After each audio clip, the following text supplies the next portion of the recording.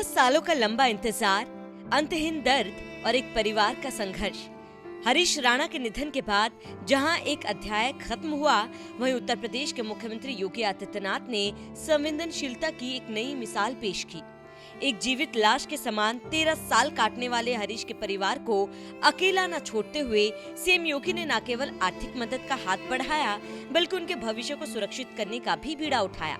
CM योगी ने प्रशासन को सीधे पीड़ित के घर भेजकर ये साफ कर दिया कि यूपी सरकार न केवल फाइलों में रहती है, बल्कि जनता के सुख दुख में साथ खड़ी होती है।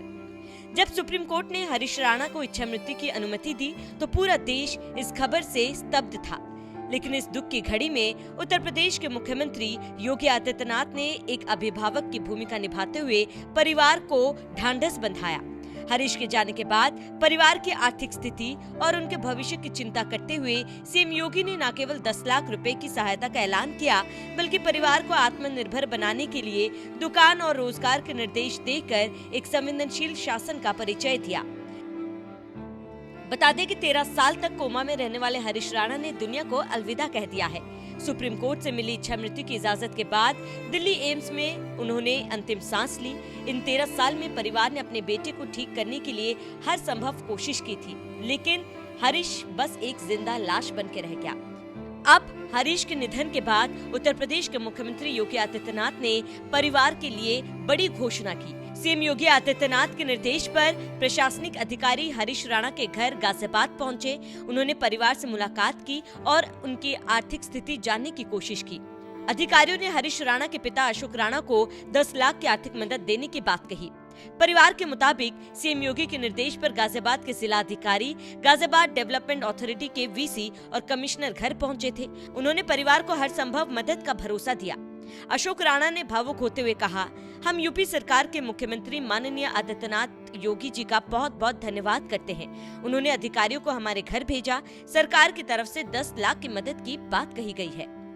बता दें कि प्रशासन की तरफ से डीएम रविंद्र मांदड़, गाजियाबाद विकास प्राधिकरण के उपाध्यक्ष नंदकिशोर कलाल और नगर आयुक्त विक्रमादित्य सिंह मलिक परिवार से मिलने पहुंचे थे और परिवार से हर संभव मदद का भरोसा दिलाया।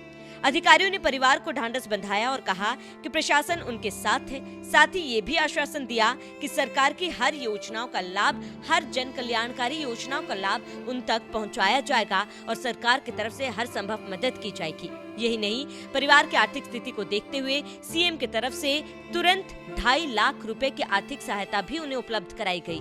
ये राशि परिवार को तुरंत राहत देने के उद्देश्य से दी गई थी। इसके अलावा प्रशासन ने ये भी बताया कि मुख्यमंत्री विवेकाधीन राहत कोष से भी परिवार को आर्थिक सहायता प्रदान की गई। जिला प्रशासन ने परिवार की स्थायी आजीविका सुनिश्चित करने के लिए हर कदम उठाने की बात कही। प्रशासन के तरफ से परिवार को रोजगार मुहैया कराने के लिए दुकान आवंटित कराने की प्रक्रिया भी शुरू कर दी गई। इस पहल का उद्देश्य है कि परिवार को नियमित आय का साधन मिल सके और भविष्य में आर्थिक कठिनाइयों का सामना करना न पड़े। साथ ही परिवार को जन कल्याणकारी योजनाओं से भी जोड़ा जाएगा।